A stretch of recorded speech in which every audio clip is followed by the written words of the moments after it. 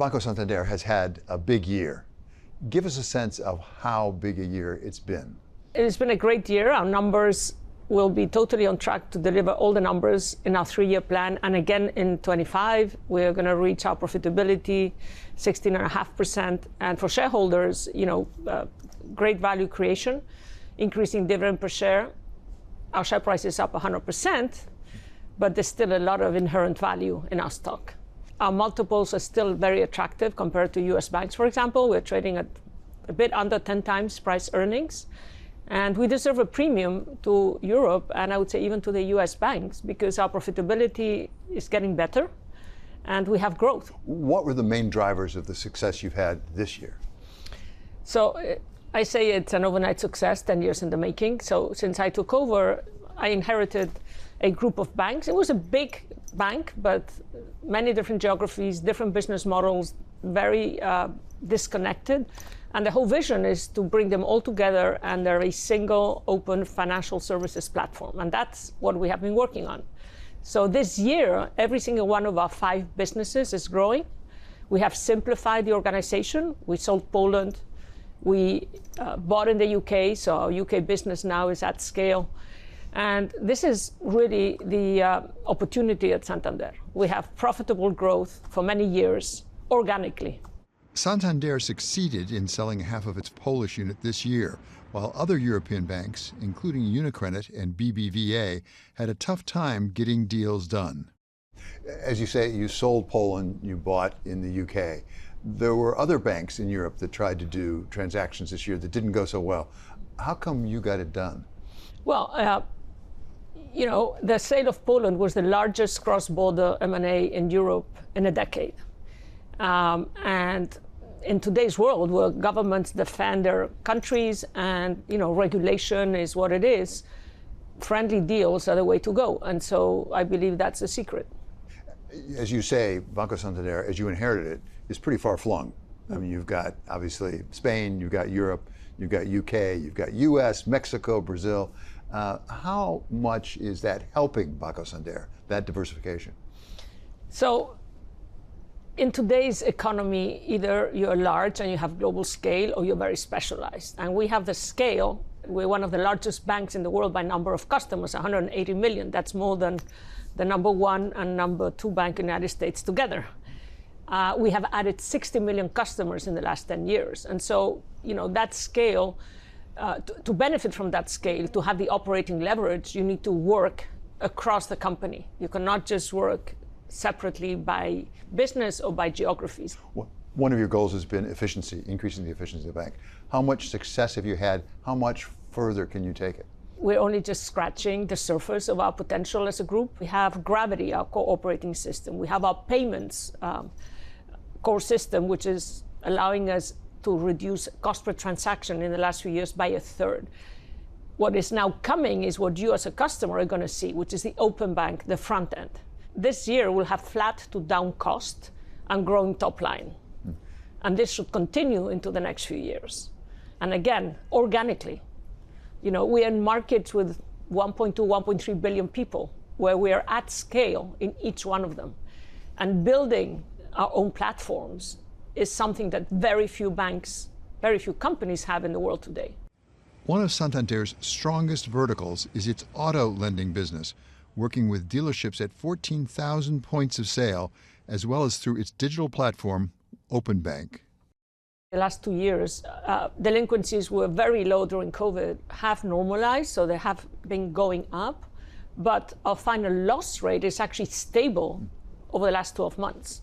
And consumers are actually, getting up to date on their loans, even though they get a bit behind. So the loss rates are stable.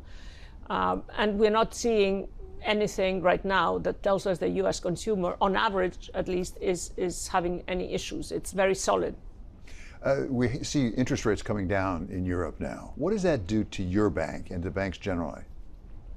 So the way the terminal rate, and we can have a debate about what that is in Europe or in the US, given the size of and level of government debt, given demographics, defense spending, decarbonization, we don't see that rate being below 2% in Europe, or probably below 3% in the United States, something like that. And that is a very good level for banks because it is high enough for us to have a margin, but not that high that the credit gets bad. Rates are at a level that I think will allow growth to remain around 3% globally right now. By the way, that's not fast enough, but at least we're growing. Regulation may be one thing holding down growth in Europe. In the last 6 years, the EU has added 13,000 new banking rules, while the U.S. came up with only 3,500. Give us your sense of regulation of banks in Europe versus the United States. Well, I think regulation, like life, is all about balance, right? And so we do believe in smart regulation, but we've gone way too far on certain items like capital. Soundness of banks doesn't just depend on capital, as we've seen. If you look at the capital ratios of some of the banks that had problems, they're pretty high. And so we think, again, Santander, look at our CDS. It's one of the best in the world, including the best banks in the United States. Why? Because it's about a strong balance sheet, liquidity, scale, business model, etc. So, we have gone as far as I think we need to go on capital, and now we need to be supporting growth. Mario Draghi came out with a famous report. What's been done with that report? So if your ambition is very high, even if you don't get to that, you're going to do pretty big things. And so this is the thing in Europe. What is our ambition for growth? Mario Draghi gave us a diagnosis. How much have we executed? Not more than 10% in 1 year. So we have to have a much greater ambition on delivering on those recommendations. I've said it publicly, if taxes, every euro we make in Europe, 58 cents go to the government. Every dollar we make in the United States, 42. That's not a small number, but it's, significantly lower. So excess regulation, excess taxation actually is a tax on the economy and growth. At some point, people don't invest. And so this is the balance we need to find. And Europe is getting further apart from the United States, not coming closer. We also have regulation of banks at both the European level and member state level. To what extent do member states hold things back? Well, and there's one thing you didn't mention. So there's the regulation, and then that's the level 2 and 3. Here in the United States, there's a lot of talk about the agencies. Clearly, there's work to do in the United States. In Europe, there's even much more work to do, right? And I showed at a conference on regulation, only financial services regulation without the rest of the interpretation of the rules, which is thousands more, 97,000 lines, which is 100 Don Quixotes. I showed it there. And so that is a second level. And then the third is what you say, which is the national rules and regulations. How do you decide how to allocate your capital for growth? And to what extent is it affected by things like the relative difference in regulatory levels? Well, that of course matters a lot, right? If other things equal, every dollar I put in Europe, 58 of the profit goes to the state and 42 in the United States. Well, Europe is going to have to give me higher growth or higher profitability or both for us, other things equal, to go there. So yes, it matters. It matters a lot. There's innovation and creativity in Europe, entrepreneurship in Europe. Do the capital markets support it? We have been pushing for a long time for capital markets union. We now have the savings union, which is not exactly the same, but is going to be helpful.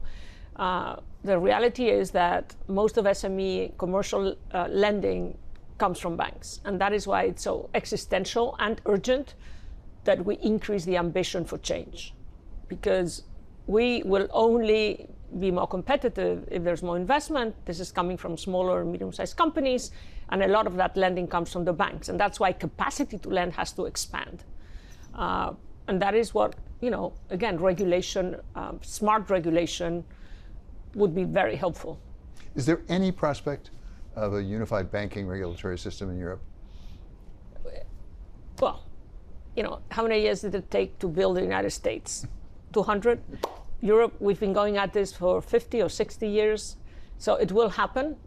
I'm not sure I will see it.